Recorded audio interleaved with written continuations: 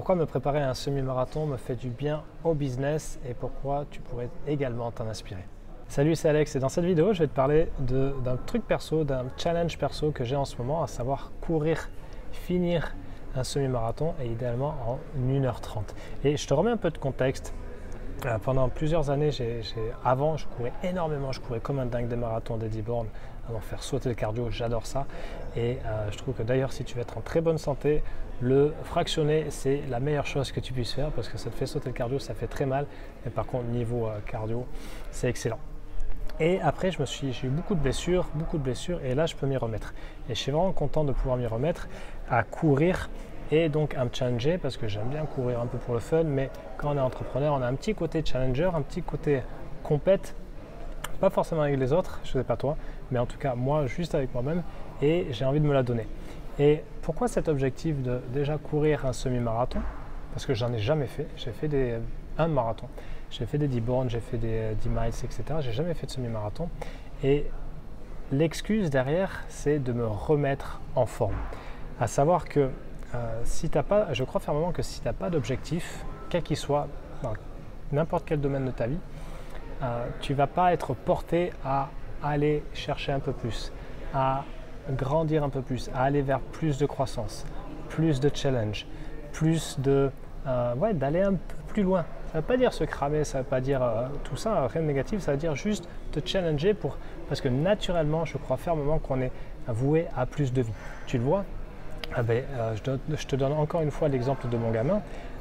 Quand les gamins commencent à ramper, après ils arrivent à se retourner, après ils veulent commencer à marcher, et puis après ils veulent courir et faire de la trottinette, etc. etc. C'est naturel chez eux, ils ne se posent pas la question. Pour ton entreprise, c'est pareil, tu veux continuer à aller vers de la croissance, parce que si ça ne va pas vers de la croissance, et quand je parle de croissance, je ne parle pas d'ultra-libéralisme, capitalisme au détriment de tout et de tout bousiller, ça n'a rien à voir. Il peut y avoir une croissance saine, il peut y avoir une croissance respectueuse, il peut y avoir une croissance faite avec amour.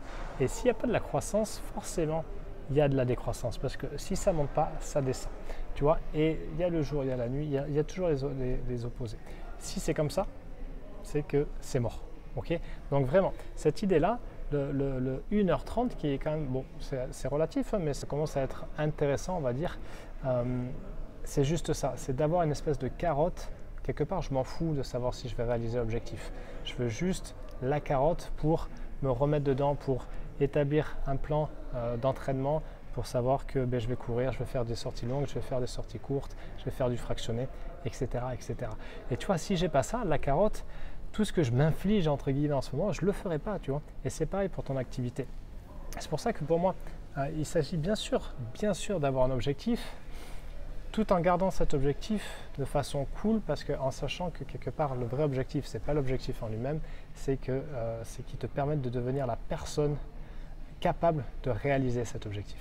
Et tu vois, la nuance, elle est intéressante parce que quelque part, voilà, imaginons tu veux faire 100 000, 200 000, 300 000 euros par an, le chiffre d'affaires. Tu vas pas pousser, si tu en es à 10 000 par an, 12 000 par an, tu n'es pas en capacité. Tu n'as pas les compétences, tu n'as pas l'expérience, tu n'as pas l'expertise, tu n'as pas les systèmes, tu n'as pas l'état d'esprit. Si tu veux aller plus haut, il va s'agir de te transformer, okay, et d'évoluer. Idem pour de la musique. Si tu veux devenir un meilleur guitariste, il va falloir gratter. Peut-être que l'excuse, c'est de jouer Wish You Were Here de Pink Floyd. Tu vois, j'adore cette chanson. Tu vois l'idée? Donc il y a vraiment cette idée de forcément, si tu joues de la musique, tu joues d'un instrument, c'est que tu es intéressé. Pareil avec ton business, si tu proposes ça, c'est que j'imagine que tu es intéressé. Et sinon, je t'inviterai à changer de business, à changer d'activité ou de niche ou d'offre. Okay, et c'est d'avoir un objectif pour vraiment te stimuler. Okay, et tu vois, le plan d'entraînement que j'ai choisi, il correspond à mes objectifs. Parce que je veux idéalement le faire. Alors là, je me suis blessé. Donc ça fait la deuxième session d'entraînement que je saute. On va voir comment je vais faire pour la récupérer.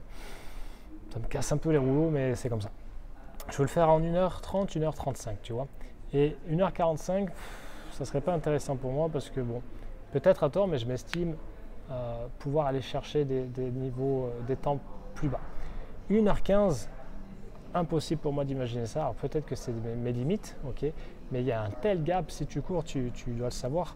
Sinon, 1h15 et 1h30, c'est comme si tu disais je veux faire 100 000 euros et 300 000 euros par an, tu vois. Il y a quand même une grosse différence. Et c'est vraiment, ça rejoint vraiment cette notion de flow, à savoir que pour évoluer avec flow, il y a plusieurs points, comme l'explique Csikszentmihalyi dans son livre qui s'appelle Flow, qui est très bon. Cette notion de flow, elle s'atteint notamment avec cet équilibre entre les compétences et les challenges. Je te prends l'exemple avec le surf. Si tu apprends à surfer, c'est cool. Premièrement, tu vas commencer à ramer allongé sur la planche, sans les vagues, juste trouver l'équilibre. Une fois que c'est fait, tu vas vouloir aller naturellement commencer à prendre tes premières petites vagues. Parce que sinon, si tu restes dans ce challenge-là, de juste trouver l'équilibre, tu vas t'ennuyer parce que tu as les compétences maintenant. À l'opposé, si tu vas directement sur de trop grosses vagues, tu n'as pas les compétences et le challenge est trop haut. Donc tu vois, c'est toujours cet équilibre et cette notion de flow, elle est juste à la sortie de cette fameuse zone de confort. Donc tu as quand même un certain niveau de maîtrise, mais il va falloir te réinventer quelque part pour aller plus loin. Tu vois, et c'est vraiment ça qui est intéressant.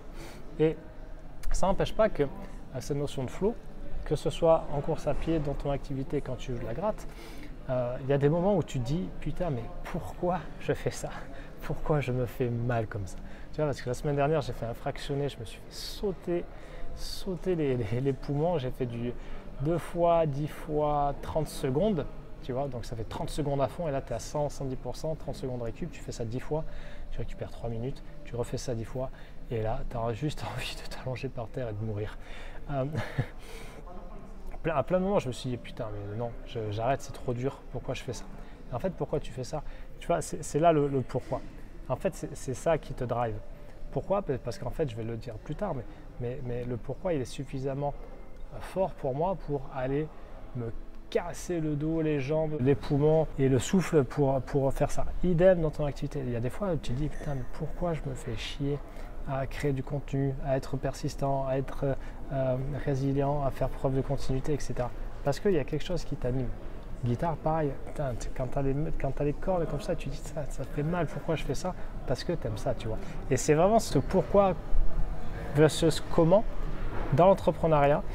Et dans le sport, c'est la même chose, c'est la même logique, tu vois, parce que c'est ce qui va te donner l'élan, l'envie d'y aller, tu vois. Et d'abord le pourquoi et ensuite le comment. Le comment, il vient après, ok? Parce que si, avant de m'engager, avant de me dire, tiens, c'est bon, là, je peux courir, je vais regarder les dates de semi-marathon, sur quoi je vais m'aligner. Si je commence à me dire, attends Alex, ça fait plus de 5 ans que tu n'as même pas fait un 10 bornes en course, il va falloir que tu réfléchisses au plan d'entraînement, à aménager ton agenda, à voir également comment tu vas t'alimenter. Bon, je ne suis pas un freak-out de ça, mais mine de rien, il y a des dispositions à prendre. À t'hydrater, savoir comment ton tenue, etc. Tu vois, il y a plein d'éléments qui arrivent et c'est du comment. Et si tu commences avec le comment, c'est paralysant en fait. C'est paralysant et tu fais rien. Tu fais vraiment rien. Donc vraiment, le pourquoi, toujours le pourquoi. Et je ne te parle pas d'avoir une grande vision de sauver les ours de la banquise, juste un truc qui te donne suffisamment la grinta pour y aller, tu vois. Et ça rejoint un point qui est vraiment capital pour moi et ce en quoi je crois vraiment, c'est toujours une question d'intention et d'attention. Et ça, c'est capital parce que là, actuellement, au moment où je fais cette vidéo, même si encore une fois je suis blessé, ça fait partie de mes top priorités. Et ça veut dire que je mets mon intention dessus et je mets mon attention dessus. Par exemple, le soir, eh bien, je regardais, là ça y est, j'ai couché le plan d'entraînement, j'ai regardé un peu pour m'alimenter. Le soir, je regardais sur internet des forums de sportifs, etc. Savoir comment s'alimenter juste avant la course, tu vois, parce que si tu manges trop ou trop tard, ben, forcément tu vas avoir des remontées gastriques, tu vois. Ce week-end, je suis allé à un Go Sport et un Décathlon parce que je voulais trouver quelque chose pour m'alimenter correctement. Ils n'avaient pas, tu vois, j'investis mes ressources. Et forcément, ça passe au détriment d'autres choses parce que c'est vraiment une question de focus. Et si tu mets ton focus là, il ne va pas être ailleurs. Ça veut dire qu'au détriment clairement de mon activité parce que tous les jours, quand je sors, soit courir, soit aller faire du renforcement musculaire, un footing d'1h30, et c'est 1h30 que je fais en dehors de mon activité. C'est 1h30 que je fais en dehors de mon fils. C'est 1h30 que je fais en dehors de mes recherches d'investissement pour assurer mon avenir et celui de mon enfant. Tu vois? Et si tu mets ton focus quelque part, forcément, il ira ailleurs. Tu vois? Donc vraiment, ça c'est capital. Et ça se retrouve dans ton activité aussi, tu vois. D'où l'importance d'avoir un pourquoi, de ne pas trop t'emmerder avec les détails au début et vraiment d'aller au plus direct. Le plus direct, quand tu cours, c'est mettre tes chaussures, mettre ton short, c'est mieux. Au pire en caleçon, mais reste habillé quand même. Et c'est d'y aller en fait, tu vois, c'est vraiment d'y aller. Et idem avec ton activité, si tu te poses trop de questions, si tu as une stratégie d'évitement de ouais mais je vais d'abord faire tout ce qui compte pas parce que j'ai peur de me confronter à ce qui compte vraiment, faire des relances, proposer ton offre, etc. Tu vois, c'est là où ça peut coincer. Donc ça c'est important. Et pourquoi je fais ça au final? Parce que tout simplement ça me nourrit moi et ça nourrit mes valeurs hautes. Mes valeurs hautes c'est quoi? C'est mon activité avec l'argent, l'investissement, ok? C'est mon fils, ma famille et c'est ma santé, être en excellente santé, le sport, les voyages, la glisse et les découvertes. Tu vois, c'est ça. Et je le fais pour moi et je le fais pas pour quelqu'un d'autre. Et tu vois, je me faisais la réflexion la dernière fois, quand je cours ou là quand je vais m'aligner sur la course, Inch'Allah, je peux m'aligner et j'ai plus mal à la jambe. À aucun moment je vais me comparer à quiconque. Tu vois, à aucun moment je vais voir un mec qui court presque 2 fois plus vite que moi et me dire ah ouais putain mais lui il est trop fort, mais comment il fait, et moi j'ai envie d'être comme lui. En fait je me pose jamais la question, tu vois. Et c'est intéressant parce que je me disais tiens, dans mon activité à mes débuts j'ai beaucoup souffert de ça, alors que dans le sport je me suis jamais vraiment comparé. C'est intéressant. Pourquoi? Mais peut-être parce que je sais pourquoi je le fais et que j'avais peut-être ce manque-là à mes débuts, tu vois. Mais c'est intéressant de voir que tu peux te comparer sur des domaines et moins sur d'autres. Donc voilà, je te laisse avec ça. Et vraiment les points, c'est que le sport et l'entrepreneuriat, ça partage les mêmes valeurs et que ça engage les mêmes choses, les mêmes responsabilités, les mêmes doses d'intention et d'attention, les mêmes logiques de pourquoi et de comment. Et idéalement, c'est ce que je te souhaite, c'est que ça vient nourrir ce qui est important pour toi et ça vient te nourrir au quotidien, indépendamment de l'objectif s'il est atteint. Voilà, j'espère que ça t'aura parlé, je te laisse avec ça et je te dis à très vite. Salut!